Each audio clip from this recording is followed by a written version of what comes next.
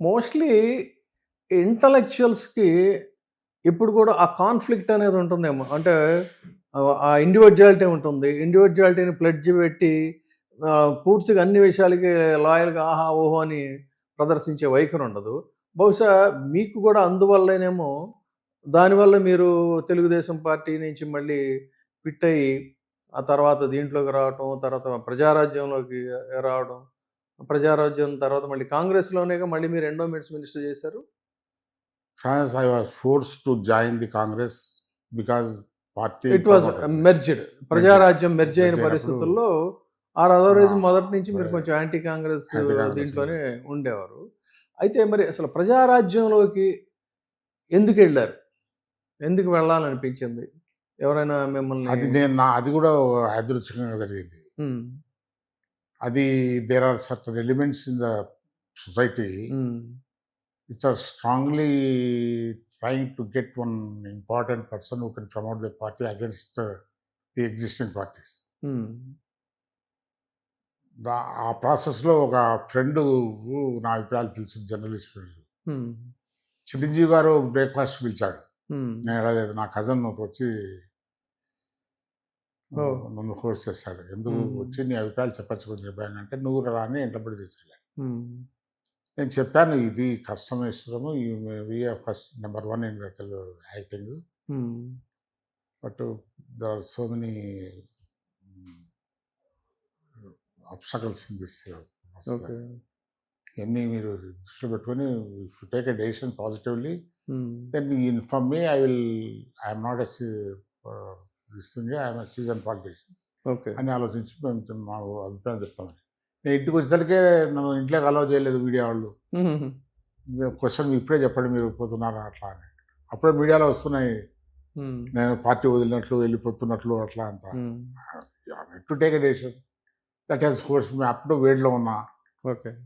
నేను వాజ్పేయి గారికి ఫోన్ చేయటము, చంద్రబాబు నాయుడు గారికి, బాల్కో విషయం మీకు గుర్తులేదు. బాల్కో భారత్ అల్యూమినియం కంపెనీ అని, that is only public sector undertaking company.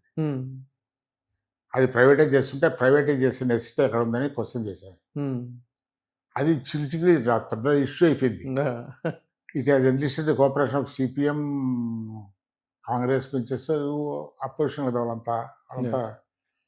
నేను 6 years బ్యాలెన్స్ షీట్ అంతా తీసుకొని పెట్టి దీనికి కారణాలు ఏమున్నాయి మీరు ప్రైవేటైజ్ చేస్తే, it's a family jewel, it was built with our sweat and our savings అని గట్టిగా చేస్తే అది నిలబడిపోయింది. ఆయన వాజ్పేయి గారు ఫోన్ చేసి మరి కదా ఇబ్బంది పెడుతున్నాం అట్లా అని.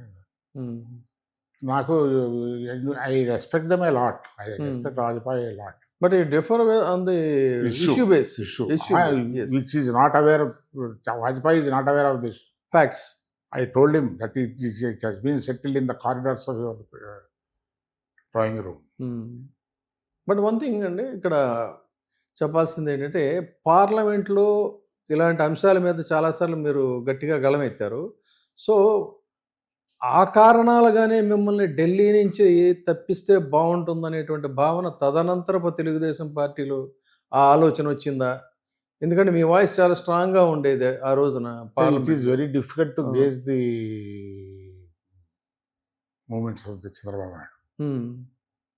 ఆయన personal aggrandizement is a paramount importance. I'm sorry to say, but I'm brutally frank. ఆయన న్యాచురల్గా చెప్తాడు, నేను క్రైసిస్ని అడ్వాంటేజ్ చేస్తాను. క్రైసిస్ని అడ్వాంటేజ్ తీసుకుంటాడు. ఎప్పుడు తెలిసిన ఆ క్రైసిస్లో అడ్వాంటేజ్ ఉంటే తప్పకుండా. ఇప్పుడు నేను కొన్ని ఇష్యూస్ రైజ్ చేశా, అడ్వాంటేజ్ తీసుకుంటాడు ఆయన. మీకు అర్థమేంటది?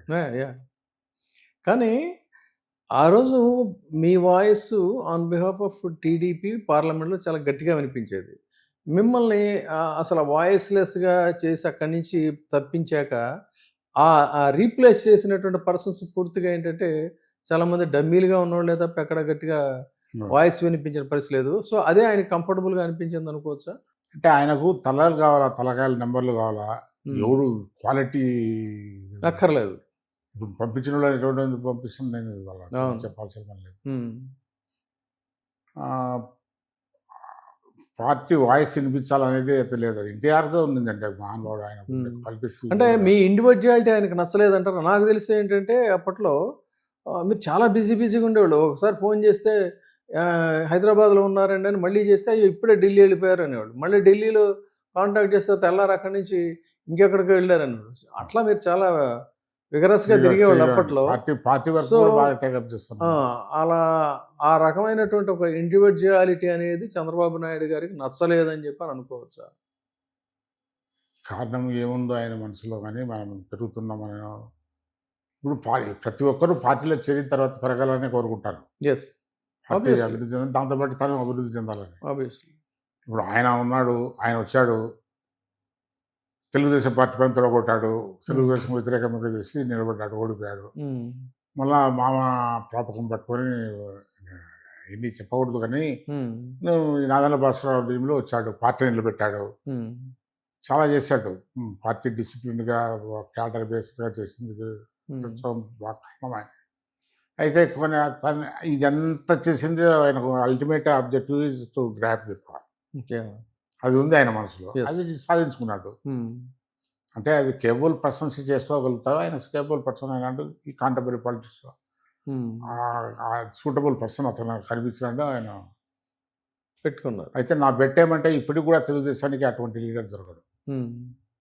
లీడ్ అంటారా? లేడు. తెలుగుదేశానికి అటువంటి లీడర్ ఎవరున్నారండి? ఎన్టీ రామారావు గారు లేరు. వచ్చిన వాళ్ళంతా ప్రతి ఒక్కరు డబ్బులు ఇదైతున్నారు. ఈయన బెటర్ అనిపిస్తాను నాకు. That's made me to rejoin him. Okay. ఆయన జైలు నుంచి వచ్చిన తర్వాత వేరే కామన్ ఫ్రెండ్ వచ్చి చెప్పాడు, అడిగాడంటే ఏమట్లా అంటే ఇట్లా మిమ్మల్ని అడిగాడు ఎట్లా అంటే, నేనే I thought that you will enquire about some information about enquiries which చేసి నేను I was privy to certain decisions close to the power quarters. అప్పుడు ఏమైనా ఇన్ఫర్మేషన్ ఏమైనా ఉంటే హెల్ప్ చేద్దాం అట్లా అని పోయినాను. పోతే ఆయన్ని ఆయన దృష్టిలో లేవు. అది